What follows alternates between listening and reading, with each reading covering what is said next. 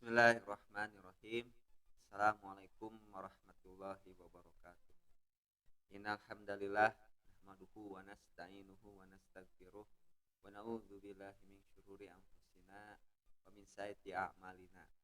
May yahdihillahu fala mudhillalah wa may yudhlil fala hadiyalah. Wa asyhadu an la ilaha illallah wahdahu la syarikalah wa asyhadu anna Muhammadan abduhu wa rasuluh. Alhamdulillah, tidak kata yang patut kita ucapkan selain bersyukur kepada Allah Subhanahu wa taala, di mana atas nikmatnya, rahmatnya kita bisa bertemu bertatap muka walaupun secara dalam jaringan atau virtual. Semoga langkah kita di dalam menuntut ilmu mengisi kegiatan Ramadan ini semoga dijadikan ladang amal pahala oleh Allah Subhanahu wa taala. Shalawat serta salam semoga tercurahkan kepada suri tauladan kita, penutup para nabi, Nabi Muhammad sallallahu alaihi wasallam, pada keluarganya, pada sahabatnya, pada tabi'in tabi'ut, serta kepada umatnya yang senantiasa patuh taat terhadap perintah. Anak-anakku yang dirahmati Allah Subhanahu wa taala. Pada kesempatan hari ini kita akan melanjutkan kegiatan sematan Ramadan dalam rangka peningkatan penumbuhan budi pekerti, khususnya di SMA Hananis Pamengpeuk. Insya Allah pada hari ini kita akan membahas tentang melanjutkan yang kemarin tentang fikih Ramadan. Anakku yang dirahmati Allah Subhanahu wa taala. Jangan lupa untuk mengisi komennya ya, nama dan kelasnya silahkan diisi. Kemudian Bapak mengingatkan kembali supaya buku Ramadannya dilengkapi, diisi ya, silahkan. Ada yang bertanya mengenai isi ceramah di buku Ramadan. Saran dari Bapak, setiap kegiatan Senin sampai dengan Kamis yang dilakukan melalui akun YouTube Yayasan YPH 1975 Official, silahkan kalian dicatat ya di buku Ramadannya. Kemudian untuk hari Jumat sampai hari Ahad, silakan kalian menulis ceramahnya, baik itu mau di YouTube, mau di radio maupun di televisi, silahkan ya. Yang penting itu semua yang ada di dalam buku itu diisi. Insya Allah nanti bukunya dikumpulkan di sekolah. Terima kasih. Anak-anakku yang dirahmati Allah Subhanahu wa taala. Materi yang kemarin kita akan melanjutkan, salah satunya adalah hikmah disyariatkannya puasa. Di sini hikmah itu salah satunya puasa adalah wasilah untuk mengkokohkan ketakwaan kepada Allah Subhanahu wa taala. Sebagaimana firman Allah Subhanahu wa taala, la'allakum tattaqun. Jadi orang-orang yang bertakwa. Bertakwa kepada siapa? Kepada Allah Subhanahu wa taala. Ya, karena kita sebagai orang yang beriman beribadah hanya kepada Allah Subhanahu wa taala. La tusyrik billah. Janganlah menyekutukan Allah. Apa itu menyekutukan Allah? Kita mengaku muslim tapi di samping mengaku muslim ada yang mengaku harus beribadah kepada selain Allah. Contohnya ke patung, ke kuburan, ada juga yang ke api, matahari dan lain sebagainya. Itu adalah perbuatan yang syirik. Orangnya musyrik, pelakunya itu. Bahkan sudah jelas beribadah itu hanya ditujukan kepada Allah Subhanahu wa taala. Memohon pertolongan, meminta tolong, minta rezeki, ya kita memohon minta hanya kepada Allah Subhanahu wa taala, jangan kepada makhluk ya. Ini banyak kejadian ketika seseorang manusia itu banyak menggantungkan kepada makhluk atau ke manusia, kebanyakan orang tersebut apa namanya itu kecewa ya, karena menggantungkan bukan kepada sang kholik tapi kepada makhluk. Tapi kalau kita menggantungkan seluruhnya kepada Allah Subhanahu wa taala, otomatis itu semua akan menjadi pahala. Anakku yang dirahmati Allah Subhanahu wa taala. Kemudian hikmahnya itu puasa membuat orang merasakan nikmat dari Allah Subhanahu wa taala. Nikmat diberikannya waktu, kesempatan untuk melakukan atau melaksanakan puasa di bulan Ramadan. Karena tahu, orang yang beriman tahu bagaimana bulan ini Allah ciptakan bulan ini, yakni mulia. Bulan yang penuh mulia. Segala sesuatu yang berhubungan dengan ibadah puasa itu urusannya langsung kepada Allah Subhanahu wa taala. Otomatis pahalanya pun juga akan berlipat ganda. Dan kita sebagai makhluknya hanya memohon kepada Allah, dan itu semua ditujukan dengan melakukan amal-amalan yang soleh. Anakku yang dirahmati Allah Subhanahu wa taala. Kemudian hikmah selanjutnya adalah mendidik manusia dalam mengendalikan keinginan dan sabar dalam menahan diri. Inilah manusia terdidik di bulan Ramadan. Bisa mengendalikan keinginannya yang penuh dengan hawa nafsu, ya. Ini sangat berbahaya.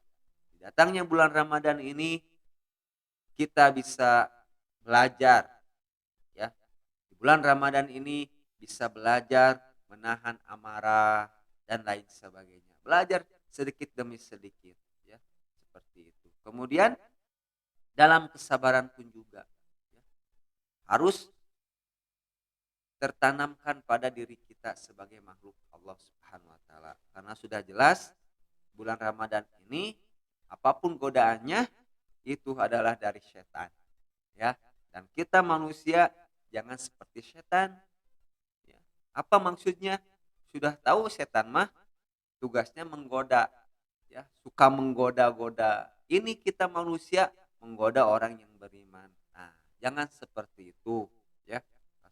Kita sudah tahu bahwa setan, iblis itu tempatnya di neraka jahanam, dan kita jangan ikut-ikutan seperti kelakuan setan, ya. Nauzubillah min dzalik.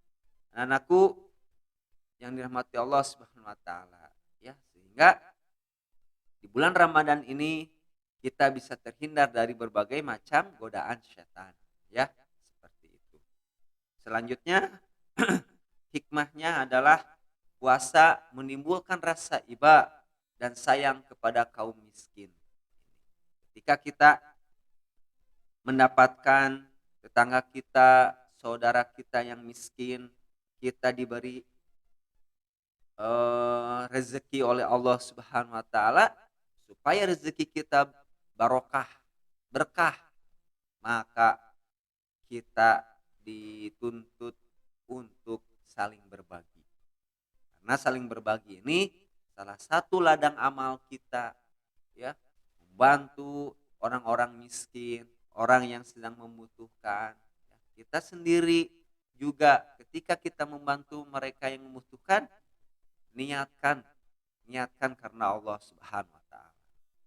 Bahkan dianjurkan ketika kita memiliki rezeki, bahkan kita kekurangan rezeki, tetap untuk bersedekah, ya.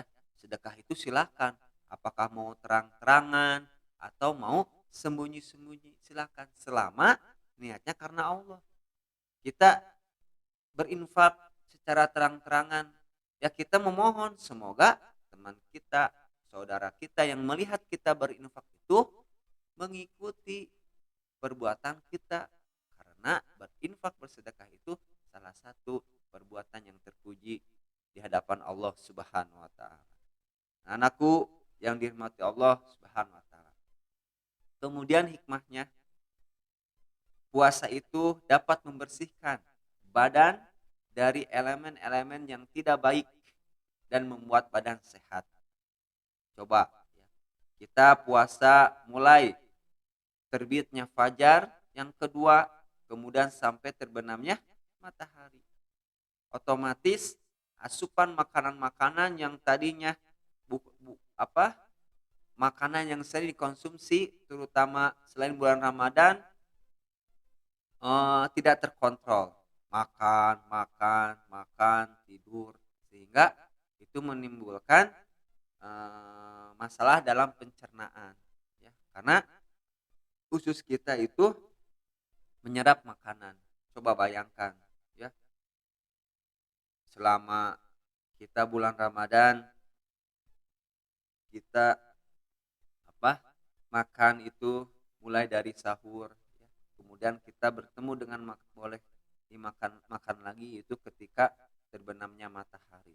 Otomatis asupan elemen-elemen yang tidak baik itu kita bisa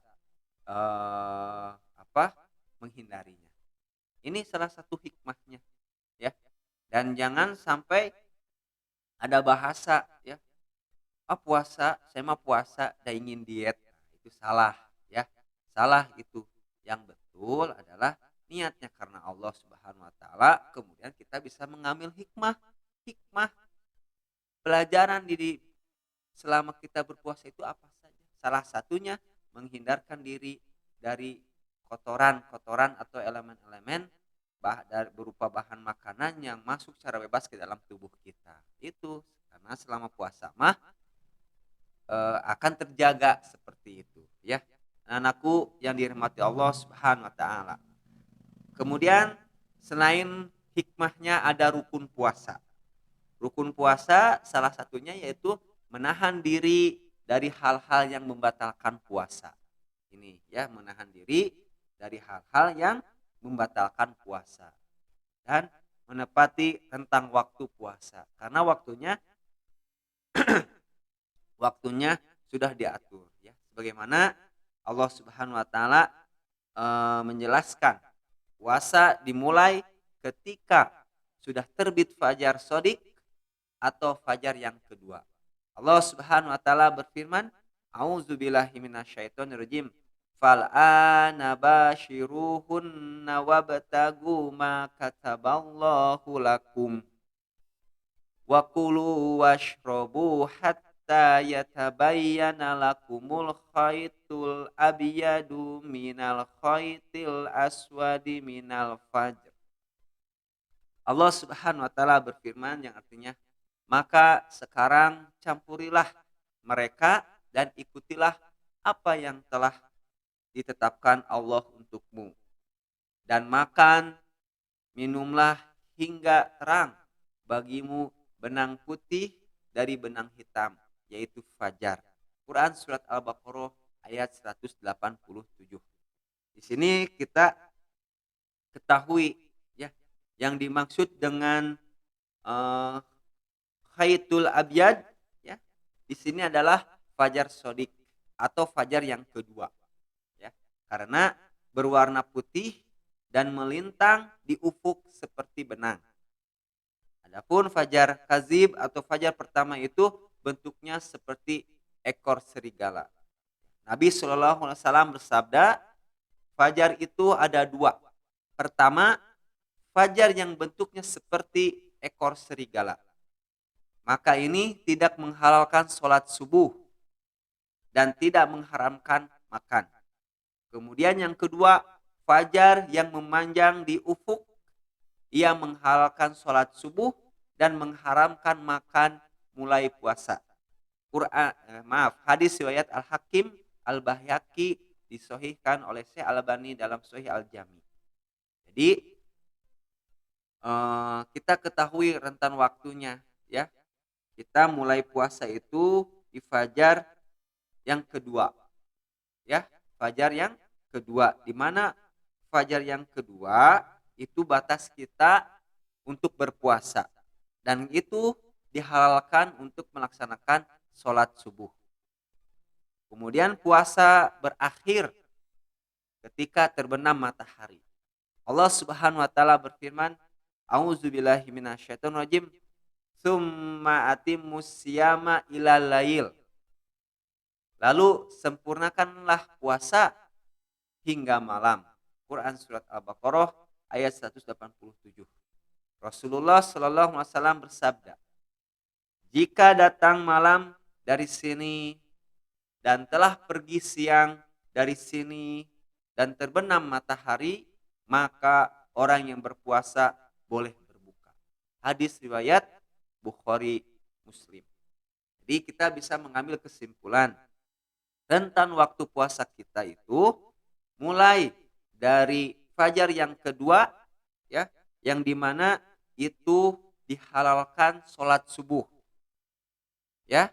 Kemudian terakhir batasnya itu ketika matahari sudah terbenam. Ya, inilah mulai kita berpuasa sampai akhir kita berpuasa sehingga kita boleh berbuka. Anak-anakku yang dirahmati Allah Subhanahu wa taala. Itulah rentan waktu pelaksanaan puasa. Kemudian syarat sah puasa. Syarat sah puasa yang pertama adalah Islam. Yang kedua balik, yang ketiga berakal, yang keempat mukim atau tidak sedang safar, yang kelima suci dari haid dan nifas. Ini untuk perempuan. Yang keenam mampu berpuasa, yang ketujuh niat. Ya. Nanti kita bahas safarnya seperti apa, ya.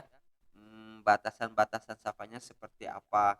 Kemudian untuk wanita yang sedang haid atau nifas, ya, kita juga nanti kita akan bahas syarat sah puasa seperti itu, ya. Kalau perempuan, anakku seorang perempuan, ketika kalian sore hari mungkin 5 menit atau 10 menit lagi sebelum terbenam matahari haid, maka batalkanlah. Karena puasanya sudah batal dan nanti kalian mengkodonya ketika setelah selesai bulan Ramadan. Anakku yang dirahmati Allah Subhanahu wa taala. Jadi khusus untuk perempuan, ya, syarat sahnya puasa itu kalian tidak haid atau tidak nifas, ya, seperti itu. Dan ini wajib, ya. Bahkan kalau sudah usia perempuan itu mungkin 9-10 tahun sudah haid, itu wajib, ya. Sudah terbebani, wajib untuk melaksanakan sholat, ya, wajib untuk berpuasa seperti itu. Jangan ditinggalkan secara seenaknya seperti itu, ya, seperti itu. Kalau laki-laki, ya, tidak ada namanya datang bulan, ya, tidak ada itu. Laki-laki wajib, ya, untuk berpuasa, ya, karena harus tahu ancaman bagi orang yang tidak berpuasa, dosanya itu dilipat gandakan oleh Allah Subhanahu wa taala. Anakku yang dirahmati Allah Subhanahu wa taala. Itu saja mungkin hari ini yang dapat Bapak sampaikan. Insyaallah kita berjumpa lagi mungkin secara daringnya di akun YouTube YPH 1979 official, ya, diikuti tolong ya akunnya biar nanti ada tanda peringatan, ya, apabila nanti kegiatan semakin dilakukan maupun kegiatan-kegiatan yang berhubungan yang ada di lingkungan Yayasan Pendidikan Hayani 1979. Itu saja yang dapat Bapak sampaikan.